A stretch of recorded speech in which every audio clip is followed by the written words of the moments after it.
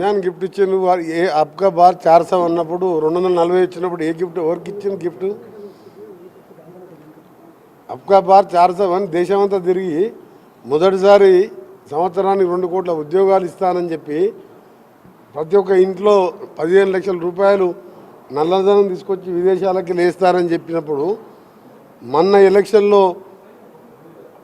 కుల మతాల మధ్య వైద్యం తీసుకొచ్చి అబ్కా బార్ 400 అన్నప్పుడు 240 కూడా రాక ప్రతిపక్షాల మీద ఆధారపడి గవర్నమెంట్ ఏర్పాటైన సంగతి బండి సంజయ్ గారు మర్చిపోయినట్టుంది. మేము 50 సీట్లకి వెళ్ళి 100 సీట్లకు పెరిగితే వాళ్ళు 330 సీట్లకి వెళ్ళి 230కి వచ్చాం.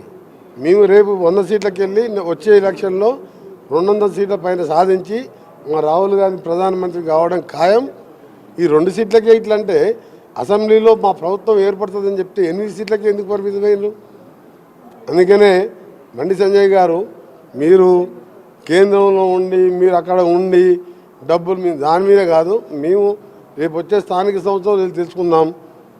అసెంబ్లీలో చూసుకున్నాం కదా, పార్లమెంట్లో మీరు ఎన్నో చెప్పినారు. 8 సీట్లు వచ్చినాయి మా, ఇంకా 2 సీట్లు 3 సీట్లు 3000 4000తో ఓడిపోయినాయి. 12 సీట్లు వచ్చాయి మాయి.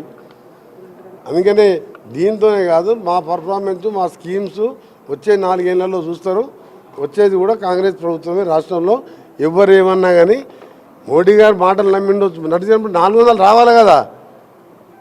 నల్లధనం తీసుకొచ్చి 2 కోట్ల ఉద్యోగాలు ఇస్తే తెలంగాణకి ఇప్పటికి 11 ఏళ్ళల్లో 22 కోట్ల ఉద్యోగాలు రావాలి. 22 కోట్లు కాదు, అలా 2 ఉద్యోగాలు కూడా